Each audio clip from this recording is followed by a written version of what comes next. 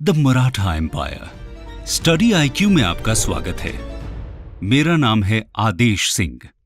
दोस्तों, आज हम बात करने वाले हैं मराठा एम्पायर की, जिसने 17th सेंचुरी में मुगल एम्पायर जैसे पावरफुल किंगडम के डोमिनेंस को चैलेंज करने का काम किया। 1658 में पावर में आए मुगल एम्परर औरंगजेब ने रैपिडली एम्पायर का एक्सपेंशन और तेजी से चालू किया और उनके दौर में मुगल एम्पायर अपने चरम पर पहुंच गया। औरंगजेब के एक्सपेंशनिस्ट एजेंडा में सबसे इंपॉर्टेंट एरिया डेक्कन माना जाता है, लेकिन यहां मराठास का रिबेलियन औरंगजेब की डेक्कन पॉलिसी के लिए सबसे बड़ा चैलेंज था। यहां एक पावरफुल राज्य के रूप में मराठाओं के राइज के अनेक कारण थे, जिनमें geographical advantage like mountainous terrain और डेंस फॉरेस्ट्स के आधार पर मराठास ने गुरिल्ला टैक्टिक्स का इस्तेमाल किया। इसके अलावा डेक्कन सल्तनत का कमजोर होना, औरंगजेब की एंटी हिंदू पॉलिसीज और कुछ हद तक भक्ति मूवमेंट और मराठा सेंट्स जैसे संत तुकाराम, संत रामदास और संत एकनाथ के सोशो रिलीजियस यूनिटी के प्रयास भी इनके राइज का कारण बने।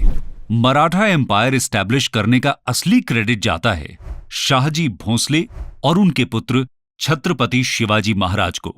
छत्रपति शिवाजी महाराज का महाराष्ट्र की यूनिटी, एम्पायर बिल्डिंग और सिटीजन वेलफेयर में जो इमेंस रोल था, उसके चलते आज भी महाराष्ट्र में उनकी ग्रेटनेस की कहानियां वहां के संगीत और फेस्टिवल्स में सुनी जा सकती हैं। इस वीडियो में हम देखेंगे मराठा एम्पायर के एवोल्यूशन को और बात करेंगे कि कैसे छत्रपति शिवाजी महाराज ने रेवोल्यूशनरी नेशन बिल्डिंग एक्टिविटीज के साथ एक नया इतिहास रच दिया। ओरिजिन। दोस्तों, 7th सेंचुरी के बिगिनिंग में मुगल्स नॉर्दर्न डेक्कन प्लेटो तक एक्सटेंड कर चुके थे। इसी के साथ डेक्कन सल्तनत 5 सल्तनत में डिवाइडेड था। अहमदनगर अंडर मलिक निजाम शाह, बेरार अंडर फतुल्ला इमादुल मुल्क, बिदर अंडर कासिम बारिद, बीजापुर अंडर आदिल शाह और गोलकोंडा अंडर कुतुबुल मुल्क। मराठास मराठी भाषा बोलने वाले पेजेंट वॉरियर ग्रुप को कहा जाता था, जो वेस्टर्न डेक्कन प्लेटो में लोकेटेड थे। Initially Marathas commander in chief और मनसबदार के रूप में बीजापुर और अहमदनगर सल्तनत में सर्व करते थे। इनमें सबसे इंपॉर्टेंट क्लैन था भोंसले क्लैन, जिनके बारे में अब हम बात करेंगे। आइए जानते हैं कहानी शाहजी भोंसले की। Shahji Bhonsle from 1594 to 1664। शाहजी भोंसले का जन्म 1594 में अहमदनगर सल्तनत के जनरल मालोजी भोंसले के यहां हुआ। मालोजी को अहमदनगर रूलर ने पुणे और सुपे डिस्ट्रिक्ट की जागीर सौंपी थी, जिसे शाहजी भोंसले ने इनहेरिट किया। शाहजी भोंसले भी अहमदनगर में मिलिट्री चीफ बने, लेकिन अहमदनगर मुगल्स और बाकी डेक्कन सल्तनत्स के बीच परपेचुअल कॉन्फ्लिक्ट्स के चलते शाहजी भोंसले ने सिचुएशन के हिसाब से स्मार्टली साइड्स चेंज किए, कभी मुगल्स के साथ, कभी अहमदनगर तो कभी बीजापुर के साथ। ये शाहजी भोंसले का अपनी ऑटोनॉमी असर्ट करने का एक तरीका भी था। मुगल एम्परर शाहजहां डेक्कन प्लेटो कैप्चर करना चाहते थे, जिसके लिए उन्होंने शाहजी भोंसले के साथ अलायंस कर जुन्नार और संगमनेर कैप्चर किया। लेकिन 1632 में मुगल्स ने उनकी जागीर छीन ली और शाहजी भोंसले ने बीजापुर सल्तनत ज्वाइन कर पुणे और सुपे डिस्ट्रिक्ट को फिर से अपने कंट्रोल में लिया। इससे नाराज होकर 1634 के बैटल ऑफ परेंडा में मुगल्स ने शाहजी भोंसले लेड बीजापुर आर्मी को डिफीट किया। इसी के बाद 1636 में Mughal Bijapur peace treaty sign हुई, जिसके तहत शाहजी भोंसले को माहुली, जुनार एटसेट्रा को मुगल्स को देना पड़ा और वो खुद बीजापुर के साउथ में भेज दिए गए। वो पूना की जागीर कलेक्ट कर सकते थे, पर वहां रह नहीं सकते थे। नतीजतन उन्होंने पूना की जागीर अपनी पत्नी राजमाता जीजाबाई और बेटे छत्रपति शिवाजी महाराज के नाम कर दी। छत्रपति शिवाजी महाराज इन्फेंट थे, इसलिए उनके बिहाफ में दादाजी कोंडादेव जागीर कलेक्ट करते थे। यहीं से हम देख सकते हैं कि किस तरह छत्रपति शिवाजी महाराज के पिता ने उनका मार्गदर्शन किया और उन्हें डेक्कन प्लेटो की पॉलिटिक्स में इन्वॉल्व रखा। तो आइए अब हम छत्रपति शिवाजी महाराज के राइज को समझते हैं। Rise of Chhatrapati Shivaji Maharaj 1630 to 1680। Chhatrapati Shivaji महाराज का जन्म पूना के पास शिवनेर फोर्ट में 19 फरवरी 1630 को हुआ था। उनके गार्डियन और टीचर दादाजी कोंडादेव और समर्थ गुरु रामदास थे। 1647 में दादाजी कोंडादेव के देहांत होने पर पूना की जागीर का एक्चुअल कंट्रोल उनके पास आया।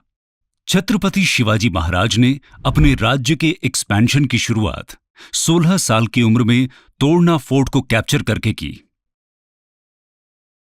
फिर उन्होंने 1656 में रायगढ़ फोर्ट जीता, जो 1674 में इवेंचुअली मराठा एम्पायर की राजधानी बना। 1656 में उन्होंने मराठा चीफ चंद्रराव मोरे को डिफीट कर जावली को कैप्चर किया। इस विक्ट्री की इंपॉर्टेंस यह है कि इसने उन्हें मावला रीजन का अनडिस्प्यूटेड मास्टर बना दिया। बाद में सतारा और कोंकण स्ट्रिप को कैप्चर करते हुए उन्होंने अपने एम्पायर को और भी एक्सपैंड किया और बीजापुर के कई इलाकों पर भी कब्जा कर लिया। इसी एक्सपेंशनिस्ट पॉलिसी के चलते उनका सामना हुआ बीजापुर के आदिल शाह II के साथ at the battle of Pratapgarh in 1659। Battle of Pratapgarh. दोस्तों, बीजापुर के सुल्तान आदिल शाह II छत्रपति शिवाजी महाराज की एक्सपेंशनिस्ट पॉलिसी से काफी परेशान थे और उनके इन्फ्लुएंस को रोकने के लिए उन्होंने सरदार अफजल खान को भेजा। अफजल खान 10,000 ट्रूप को हेड करने वाले बीजापुरी नोबल थे और एबल वॉरियर के साथ कनिंग स्ट्रैटेजिस्ट भी थे। अफजल खान और छत्रपति शिवाजी महाराज की मीटिंग में एग्जैक्टली क्या हुआ, उस पर कई नैरेटिव्स हैं। कहते हैं कि अफजल खान मैसिव आर्मी के साथ प्रतापगढ़ पहुंचे और उन्होंने छत्रपति को पर्सनल मीटिंग के लिए बुलाया और प्रॉमिस किया कि बीजापुर ट्रीजन के लिए उन्हें माफ किया जाएगा। लेकिन छत्रपति कन्विंस थे कि ये एक ट्रैप था। उन्होंने ये कंडीशन रखी कि दोनों के पास कोई आर्म्स और सोल्जर्स नहीं होंगे, साथ में सिर्फ एक अंगरक्षक होगा। उन्होंने प्रोटेक्टिव शील्ड पहना और राइट हैंड में एक वेपन छुपा लिया। कुछ ही दिनों में उनकी मुलाकात हुई और गले मिलने के बहाने अफजल ने उन पर कटार से हमला किया, पर शील्ड के कारण छत्रपति शिवाजी महाराज बच गए। फिर छत्रपति ने अपने वेपन से अफजल को मार गिराया और उनके सोल्जर्स को डिफीट कर आर्म्स एंड एम्यूनिशंस लूट लिए। इसी लड़ाई को बैटल ऑफ प्रतापगढ़ कहा जाता है। आइए अब जानते हैं छत्रपति शिवाजी महाराज की rivalry with Mughals. The rivalry with Mughals. Deccan में दिल्ली के रूलर्स का इंटरेस्ट काफी पहले से रहा है। इसमें सबसे इंटरेस्टिंग एग्जाम्पल था दिल्ली सल्तनत के मोहम्मद बिन तुगलक का, जिन्होंने अपनी कैपिटल डेक्कन के दौलताबाद में शिफ्ट की थी। औरंगजेब भी डेक्कन में अपना कंट्रोल बढ़ाना चाहते थे और छत्रपति शिवाजी महाराज की बढ़ती शक्ति से घबराकर उन्होंने शाइस्ता खान को डेक्कन का गवर्नर नियुक्त किया। 1660 में शाइस्ता खान ने पूना को कैप्चर कर लिया और उसे अपना हेडक्वार्टर बना दिया। मराठास के पूना एंट्री पर बैन लगा दिया गया, पर मुगल्स लोकल्स के साथ कभी अच्छे रिलेशन नहीं बना पाए। इसका फायदा छत्रपति शिवाजी महाराज ने उठाया। एक रिकॉर्ड के हिसाब से 5 अप्रैल 1663 को एक वेडिंग प्रोसेशन के लिए मुगल्स ने परमिशन दिया था, जिसमें छत्रपति और उनके 400 की ट्रूप्स डिस्गाइज्ड रूप में बाराती बनकर पूना घुस गए और शाइस्ता खान को हरा दिया। कहते हैं कि इस इवेंट में शाइस्ता खान की 3 फिंगर्स को छत्रपति शिवाजी महाराज ने कट कर दिया और ये दिन आज भी शिवतेज दिन के नाम से सेलिब्रेट किया जाता है। हार से हताश औरंगजेब ने शाइस्ता को बंगाल ट्रांसफर कर दिया।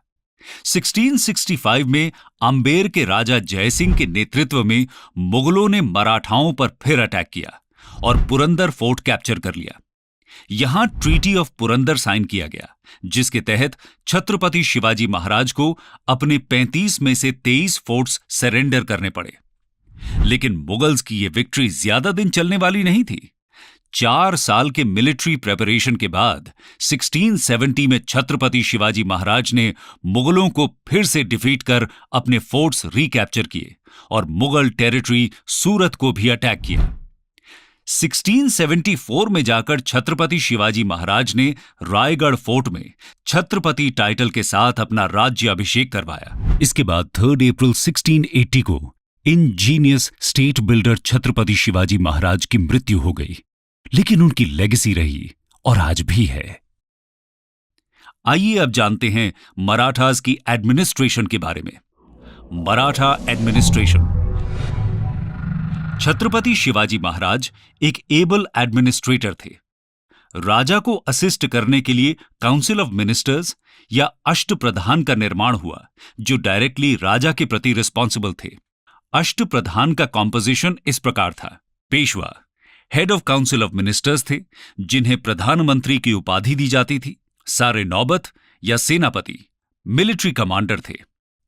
अमात्य अकाउंटेंट जनरल।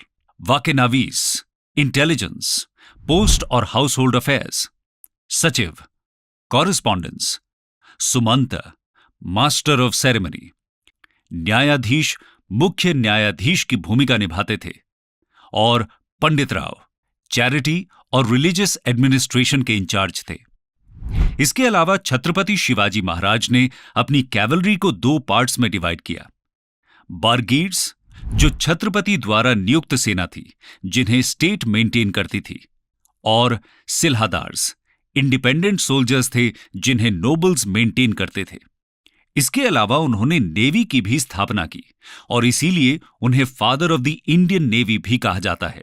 छत्रपति का रेवेन्यू एडमिनिस्ट्रेशन मालिक अंबर से इंस्पायर्ड था, जिसमें लैंड को मेजर करने के लिए रॉड का इस्तेमाल होता था, जिसे काठी कहते थे।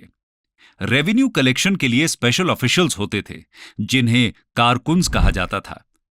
चौथ और सरदेशमुखी इंपॉर्टेंट टैक्सेस थे, जो मराठा किंगडम में नहीं बल्कि नेबरिंग टेरिटरीज से कलेक्ट किया जाता था। चौथा यानी 1/4 ऑफ लैंड रेवेन्यू और सरदेशमुखी यानी additional 1/10 of the land revenue. Jadunath सरकार के अनुसार ये टैक्सेस मराठा आक्रमण से बचने के बदले में दूसरे स्टेट्स जैसे मुगलों के लिए दिए जाते थे। सक्सेसर्स ऑफ छत्रपति शिवाजी महाराज। छत्रपति शिवाजी महाराज के बाद मराठा एम्पायर सक्सेशन डिस्प्यूट्स में उलझ गया। उनके 2 पुत्र संभाजी महाराज और राजा राम के बीच सक्सेशन के लिए संघर्ष हुआ, जिसमें संभाजी महाराज विक्टोरियस हुए। लेकिन 1689 में औरंगजेब ने संभाजी महाराज की हत्या कर दी और मराठा कैपिटल रायगढ़ को कैप्चर कर लिया। औरंगजेब ने संभाजी महाराज के पुत्र शाहू महाराज को हेir डिक्लेयर कर उन्हें बंदी बना लिया। शाहू महाराज के कार्यकाल में ही पेशवाज, जो पहले मराठा एम्पायर के प्रधानमंत्री थे, वो पावरफुल बने, जिनकी बात अब हम आगे करेंगे। पेशवाज में सबसे पहला नाम है बालाजी विश्वनाथ का।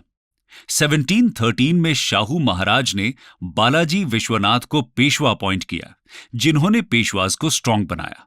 इन्होंने मुगल कैपिटल में अपनी आर्मी भेज सैयद ब्रदर्स की सहायता भी की थी, इसीलिए मुगल इतिहास में वो किंग मेकर्स भी कहे गए। बालाजी विश्वनाथ ने एक बार फिर से मराठास के इन्फ्लुएंस और पावर को इंक्रीज किया। इसके बाद आते हैं इनके बेटे बाजीराव द फर्स्ट पर। बाजीराव फर्स्ट 1720 to 1740 पेशवाज में सबसे पावरफुल थे, जिन्होंने 1720 में अपने पिता बालाजी विश्वनाथ को सक्सीड किया। इनके दौर में मराठा एम्पायर अपने चरम पर पहुंचा, जहां मराठाज 1/3 ऑफ इंडियन सबकॉन्टिनेंट को कंट्रोल कर रहे थे। बाजीराव ने डिप्लोमैटिक स्किल्स यूज कर अपना कंट्रोल मालवा और गुजरात में भी एक्सपैंड किया। इनके दौर तक मुगल्स काफी कमजोर भी हो गए थे, इसीलिए कई मुगल टेरिटरीज पर भी इन्होंने अपना टैक्सेशन सिस्टम इंपोज किया। इसके अलावा उन्हें 1728 में निजाम ऑफ हैदराबाद को डिफीट करने का भी क्रेडिट दिया जाता है। बाजीराव फर्स्ट ने एक सिस्टम ऑफ कन्फेडरेसी इस्टेब्लिश किया, जिसके अंडर मराठा एम्पायर 5 कन्फेडरेसीज में डिवाइड हुआ। बड़ौदा में गायकवाड़, नागपुर में भोंसले, इंदौर में होलकर, ग्वालियर में सिंधियाज और पूना में पेशवाज। हर कन्फेडरेसी को एक चीफ के अंडर प्लेस किया गया, जो उन्हें ऑटोनोमसली रूल कर सकते थे। इसके बाद आते हैं बालाजी बाजीराव। बालाजी बाजीराव ने बाजीराव फर्स्ट को सक्सीड किया। इनके रूल में मराठा किंगडम पेशवाज की हुकूमत में आ गया और छत्रपति नॉमिनल हेड बने। 1752 में पेशवा और मुगलों के बीच एक अग्रीमेंट के तहत पेशवा मुगलों की इंटरनल और एक्सटर्नल थ्रेट्स में मदद करने वाले थे। नॉर्थ वेस्टर्न प्रोविंस में चौथ और आगरा अजमेर में रेवेन्यू कलेक्शन की परमिशन के बदले ये एक बड़ा अचीवमेंट था। इसी कारण से जब अहमद शाह अब्दाली ने मुगलों पर अटैक किया तो मराठास उन्हें प्रोटेक्ट करने गए थर्ड बैटल ऑफ पानीपत में। अब्दाली ने अफगानी रोहिल्लाज और अवध के नवाब शुजाउद्दौला की हेल्प से 1761 में मराठास को थर्ड बैटल ऑफ पानीपत में पराजित किया। ऐसा कहते हैं कि इस हार की खबर सुनते ही बालाजी बाजीराव का देहांत हो गया। खैर, हर बड़े एम्पायर की तरह मराठास का भी डिक्लाइन हुआ, जिसकी कहानी अब हम देखेंगे। Decline of Maratha empire. Marathas के डिक्लाइन का सबसे पहला रीजन था मराठा कन्फेडरेसीज में इंटरनल कॉन्फ्लिक्ट्स और वीक सक्सेसर्स जैसे माधवराव 1761 टू 1772 और नारायण राव 1772 टू 1774, जो एम्पायर को इंटैक्ट नहीं रख पाए। 1773 में पेशवा नारायण राव की हत्या के बाद पुणे में सक्सेशन के लिए स्ट्रगल छिड़ गया। यहां से निकल के आया मराठास के डिक्लाइन का दूसरा कारण, ईस्ट इंडिया कंपनी का rise. East India company Bharat में प्लासी और बक्सर में जीत हासिल कर अपना दबदबा बढ़ा रही थी। पुणे में सक्सेशनल स्ट्रगल और पॉलिटिकल इंस्टेबिलिटी का फायदा उठाते हुए ईस्ट इंडिया कंपनी और पेशवाज में भी जंग छिड़ गई, लेकिन मराठा अभी भी पावरफुल थे और इसीलिए first Anglo Maratha war 1775 to 1782 में वो विक्टोरियस हुए और ट्रीटी ऑफ सलबाई के तहत 20 इयर्स पीस मेंटेन किया गया। तीसरा कारण था 1795 में पेशवा बने बाजीराव सेकंड की पॉलिसीज, जो मैसिव फेलियर साबित हुई। बाजीराव सेकंड ने 1802 में ईस्ट इंडिया कंपनी के साथ ट्रीटी ऑफ बसाइन द्वारा सब्सिडियरी अलायंस एक्सेप्ट कर लिया, जिसने इन रियलिटी पेशवाज से उनकी सारी ताकत छीन ली। सब्सिडियरी अलायंस के तहत प्रिंसली स्टेट्स कंपनी के अप्रूवल के बिना किसी स्टेट के साथ रिलेशंस एस्टैब्लिश नहीं कर सकते थे और न ही स्टैंडिंग आर्मी रख सकते थे। इसके बाद second Anglo Maratha war 1803 to 1805 में ब्रिटिशर्स ने सिंधिया और भोंसले को भी पराजित कर अलग अलग ट्रीटीज साइन की और फाइनली 1817 में थर्ड एंग्लो मराठा वॉर के बाद एम्पायर का अंत हो गया, जब पेशवा बाजीराव सेकंड ने सरेंडर कर दिया। इन सब के अलावा मराठास के डिक्लाइन के कुछ और कारण इतिहासकार बताते हैं, जैसे एक इफेक्टिव और ऑर्गेनाइज्ड टैक्सेशन पॉलिसी का absence, over dependence on guerrilla warfare और अनसस्टेनेबल कन्फेडरेसी सिस्टम, जिसके चलते 5 मराठा सरदारों में परपेचुअल कॉन्फ्लिक्ट्स होते रहते थे। तो दोस्तों, ये थी कहानी मराठा एम्पायर के राइज और फॉल की। आखिर में हम बात करेंगे उनकी लेगेसी की। Legacy of Marathas. एम्पायर का अंत तो हुआ, लेकिन मराठा एम्पायर की लेगेसी जिंदा है। छत्रपति शिवाजी महाराज को फादर ऑफ इंडियन नेवी से भी संबोधित किया जाता है। डेक्कन में वो पहले रूलर्स में थे जिन्होंने नेवल फोर्स की इंपॉर्टेंस समझ स्ट्रेटेजिकली नेवी और फोर्ट्स एस्टैब्लिश किए, जो कोंकण के डिफेंस में काफी काम आए। मराठा फोर्ट्स आज भी महाराष्ट्र में इंपॉर्टेंट सेंटर्स ऑफ अट्रैक्शन है। छत्रपति शिवाजी महाराज की एक लेगेसी उनकी गोरिल्ला वॉरफेयर टैक्टिक्स भी थी, जिसका इस्तेमाल कर उन्होंने मुगलों के डेक्कन एम्बिशंस को काफी नुकसान पहुंचाया। इसी टैक्टिक का इस्तेमाल मॉडर्न डे में वियतनामीज ने वियतनाम वॉर में यूएस के खिलाफ किया था और यूएसए को परेशान कर दिया था। इसके अलावा स्टैंडर्डाइज्ड टैक्स कलेक्शन सिस्टम का इंट्रोडक्शन पेशवाज का सबसे इंपॉर्टेंट एग्रीकल्चरल रिफॉर्म था। मराठास ने 2 फंडामेंटल पिलर्स, रिलीजियस टॉलरेंस और सोशल मोबिलिटी से देश में इंटरनल यूनिटी भी इंश्योर की, जो आज भी इंस्पिरेशनल है। शून्य से उठकर ये मैसिव मराठा एम्पायर 2 सेंचुरीज तक चला और इसकी ग्लोरी इतिहास में सुनहरे अक्षरों में लिखी गई।